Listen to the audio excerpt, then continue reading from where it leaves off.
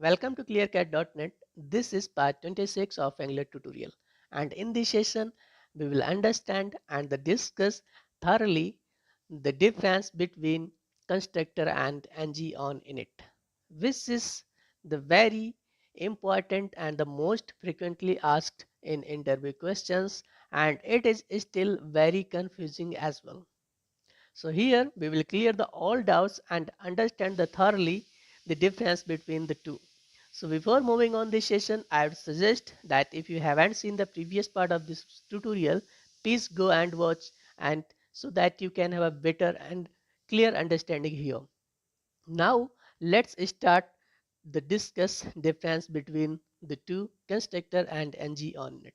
So if we will see the basic implementation inside the class component, so we can see that the constructor and ngOnInit, and where we are very familiar and know that the constructor called first time before the ngOnInit, where ngOnInit called after the constructor and the first ngOn changes hook. But this is not what the understanding over constructor and ngOnInit, and we can say that's not enough to say the difference between of the two.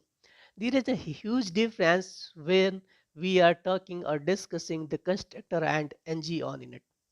So now let's see the constructor. We can say in a simple word that the constructor is a default method which is called by the JavaScript engine, and it is executed when the class is instantiated and it's ensured the proper initialization of fields, means the class member and its subclass member. Whereas ngOnInt is a lifecycle hook called by the Angular to indicate that Angular is done creating the component. So creating the component is nothing means that it's all set with the component view. It means only it's done the creating component and its class object has been created. To illustrate the same definition on the more level, let's understand the components initialization.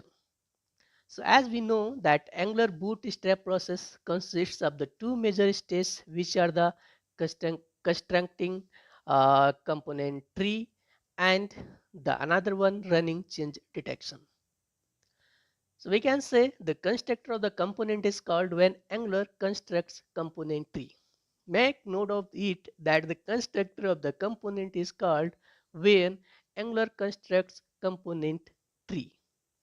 Whereas a lifecycle hook including the ngOnInit are called as a part of the following change detection phase, which starts once the component creation has been done. To understand this, we can say the input-output communication mechanism is processed as a part of the change detection phase. So change bindings are not available in constructor and they are available in the ngOnInit hook. And we can say that any template property is not initialized until the component view is set up. This will happen after the constructor invocation only. And for example, if we will try to access the input property at the rate input directive property or any checkbox or the template element, input element or whatever elements, if we will try to access inside the constructor by this console.log for the example, then it will display as undefined error because the any component view is not set up, and even it's not initialized until the constructor invoked. So the, or we can say until the components has done the creation. That means the ngOnInit hook initialize the component right after Angular has done creating the component and first displays the data bound properties and sets the component's input properties. Whereas the constructor executes when the component class is instantiated and it ensures proper initialization of fields, means of the class member in its class and its subclass.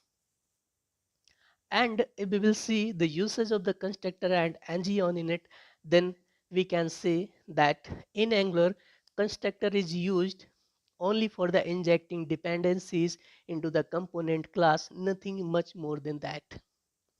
And also it is advised to keep the constructor as simple as possible while we are working around the real world applications. And as we explained above, Angular, that the ngInit called when a component creation has been finished, or the it finished creating a component DOM. So we have everything in place to put actual business logic in ngOnInit method.